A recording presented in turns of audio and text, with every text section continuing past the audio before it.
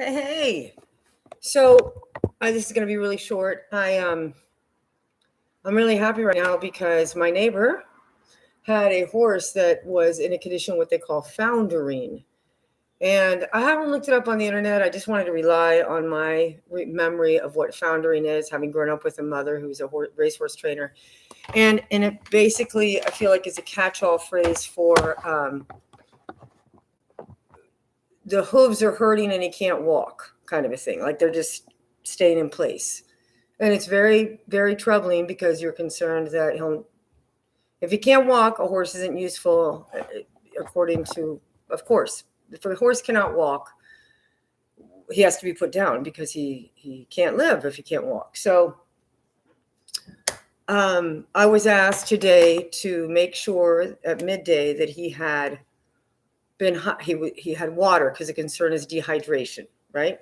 So I walk over there, it's noon, and he's standing under a tree, and the water is on the other side, about 50 feet away from him. I made a video just now, and it did not, for whatever reason, it did not record, but anyway, which was a really cool video because I got him. I showed up what I'm about to tell you live. It was amazing, but another day. So he's, just to give you an idea, he's about, I think, like a 13 or 14-year-old gelding thoroughbred racehorse who's really nice and kind and is like a trick horse, like a calm, nice horse. So I come over and he is standing on the opposite side, like I said, 50 feet, 50, 60 feet from where the water bucket is that I'm supposed to check to see if he's drank anything since this morning. And another 50 feet in the other corner of a mineral salt block, which I believe all horses should have. And when I grew up, or all animals should have a salt rock near them, and they naturally go to it and lick at it. So when I was a kid, there were salt blocks, and we always replaced them and had them for a long time in the pasture. So anyway, that's there, but the horse can't walk. So I'm like, okay, if he can't walk, he can't get to the salt. So I come out. He can't move. He doesn't want to move a leg. I can't get him over to the water. So I bring the water over to him. He's got no interest. And you know the saying, if you bring a horse to water, right? Like he does not want to drink. So I'm like, all right. So I get the hose and I wash him down.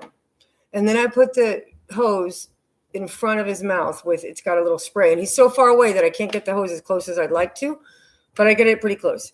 And he starts going like this, which is like strange. Like he's putting his nostrils in the water with his mouth. And I'm thinking that's unusual, but I just watched him and observed him, and I kept the hose because he can make the decision not to put his nose in the hose and move his head away, but he's going for it. So I'm thinking, okay, so he's kind of getting a little bit of water in there, and he's like, he has his tongue out, and he has his tongue out to the side like that. And it's long like a dog. And I'm like, this is so strange, but he's not, I've been around a lot of horses, and I know a lot of horses know how to drink from the hose.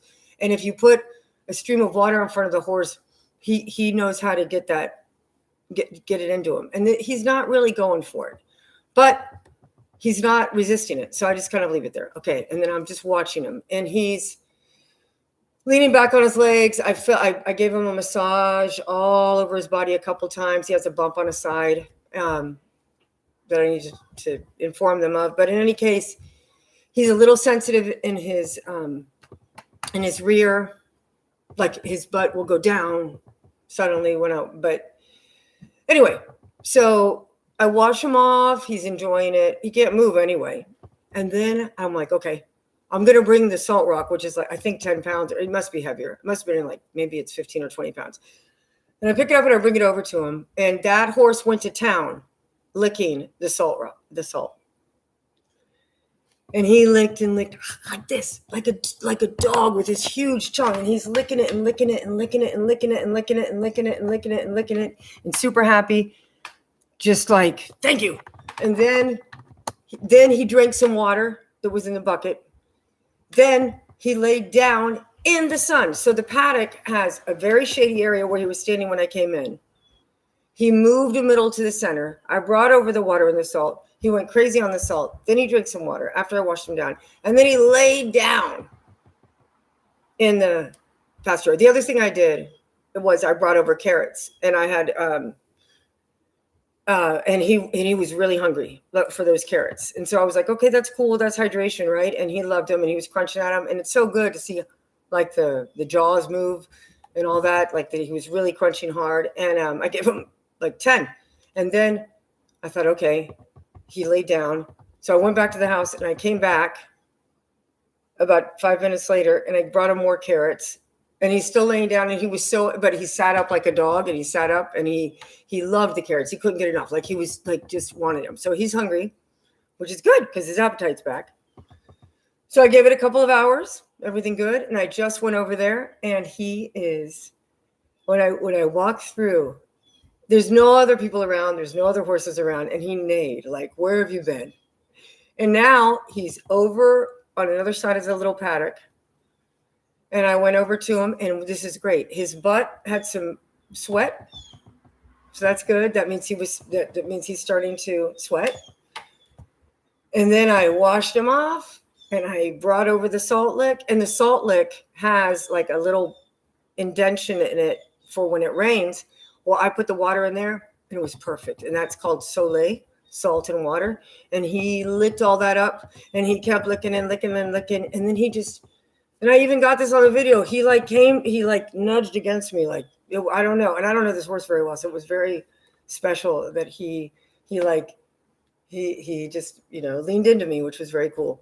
And then he started walking on his own. Like he wanted to move around the pasture, and he started looking for grass, for feed. But I had the instructions that the owner gave me after I gave the report was not to feed him, but that sounded good about the salt, they said. And then, and so I feel really good that he's on his way to recovery, and we'll see tomorrow morning. If I'm wrong, that's great. But I talked to him the whole time, and I said, look, you're doing the salt theory, which is what I learned from the horses growing up here on this farm.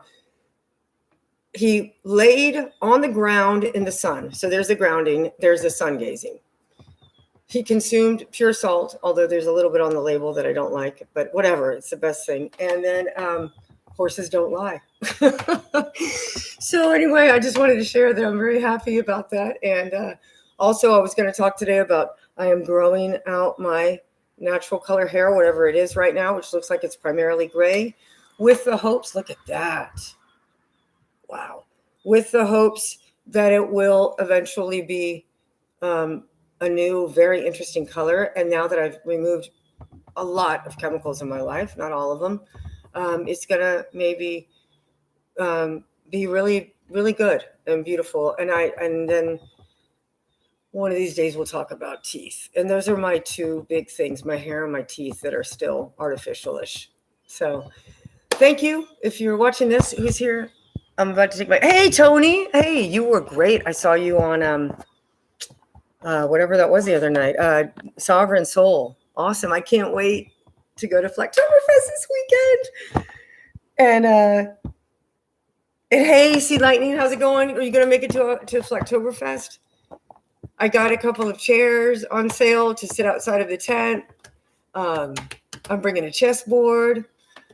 I'm getting my kids excited, and I'm super excited to be around you guys, even if it's just one conversation with you, Tony. That'll be amazing. And Sea Lightning, if you come, that would be great. I've really been very honored by any interaction we've had. And Sea Lightning, I told you about how really impactful your crystallized concept of the firmament is. And I had some really big revelations today. I just have them all the time. And I bet you guys do too, but it has to do with not having a phone. I have more space brain, and having two little young minds around me that ask me questions. And it just really keeps it alive and wonderful. Hey, Canada. Okay, no, yeah, right. I knew you were out of the country. I couldn't remember where. Okay. But I'm going to maybe drive to Colorado during Thanksgiving. And we are so blessed at this moment to be able to drive our cars where we want, right? And I think we just really have to get on the road, get out there in real life, talking to people, windows down, no air conditioning, great music. I found a really beautiful, beautiful a cappella trio called the Martins, Martins. And I'm a Christian, so I really love the music, but I love, guys know I love the Bible. But I do love just voices together. And we got a CD for free somewhere, which was a cappella of this group I've never heard of. And now I'm the hugest fan, the Martins. So it's something if you're in the car with children or just you want to hear something inspiring and nice, they're really beautiful. Now, some of these hymns are from the 1800s, so I can hear some kind of code in the words. But overall, they're just beautiful because, again, when we get in the vibe and the harmony with natural law, we get into the natural timing. Like, this is what I'm seeing with the horses. Like, as a child next to my mother, who was a racehorse trainer, and was emerging and had gotten her license to train horses. How stupid is that? But in any case, that's how the world works. I got a license for driving, all that, whatever. I got to observe, and my dad was a doctor on this farm, and my dad was very natural, never took us to the doctor. So we walked around barefoot and we experienced things in an empirical way. But my mom, after they divorced, became very well known for being more of a homeopathic, or a person who wasn't into administering drugs, but giving the horses time to rest and recover. So I'm happy to say that I think that today was one point for the salt theory, but we can't until tomorrow take a look at in the next year how this horse does. I'm going to head out right now, but I did also want to just throw out an idea. I have another one. So I read the Bible a lot, and I'm into church and listening and everything going on in the world, as we all know. And I think the concept of kings or monarchies is also a way to keep people down by not conferring with their local neighbors, as opposed to needing a king. Like, of course, this is probably obvious to anyone who's here, and I'm just very honored that you are here. And but so this king thing, because in the Bible there's a book of Kings, and then there's kings all over the place in the Old Testament and all that, and then Jesus confronts the Pharisees, and then Pontius Pilate is kind of sort of a type of a king, and then we have references to Caesar and all this stuff. And yes, we need leaders. I taught leadership as a college professor. I've been generally a leader type person, woman, but in a love and not in a whatever. I've been a leader, and I think that leadership's important. But I think that it should be based on conferring with local people that know your history and your integrity and your skill set, right? Because there's so many people with so many skills that each of us don't have. And that maybe the original model was keeping us in these village type environments that don't really need a president or a governor or a county commission or maybe even a mayor, right? But anyway, I was just thinking about that today, and I'd love your comments. I got to get ready. The kids have been eager to get out of the house and go socialize outside. And we're going to do that. So I'm just really happy about the horse, and God bless you guys. I'm going to read your messages later. And thank you. Well, no, I'm not going to read them later. They're not.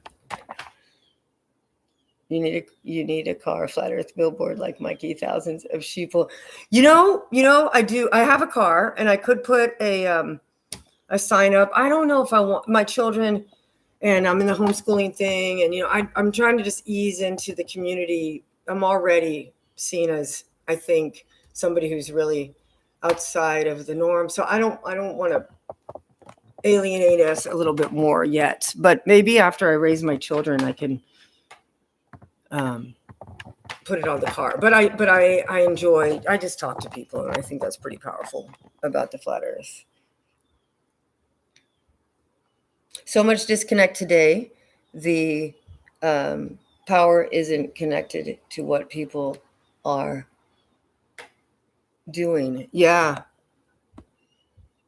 Like, why isn't anyone talking about raw milk? Why isn't anyone talking about the 5G? Why isn't anyone talking about that there's no, as we know, I can't talk about this. I'm not going to talk about it because I don't want to be taken down. But all the lies that we've been fed in these last 150 years, but launched terrifically in 2020. Equinox for me is tomorrow morning. Sunrise is 9. Oh, yeah. Yeah, we felt a difference here in Florida. Equinox for me is tomorrow morning. Sunrise is 90 degrees east, and sunset is 270 degrees west. Impossible. I'm sorry, I have stupid contacts across the ball in every country.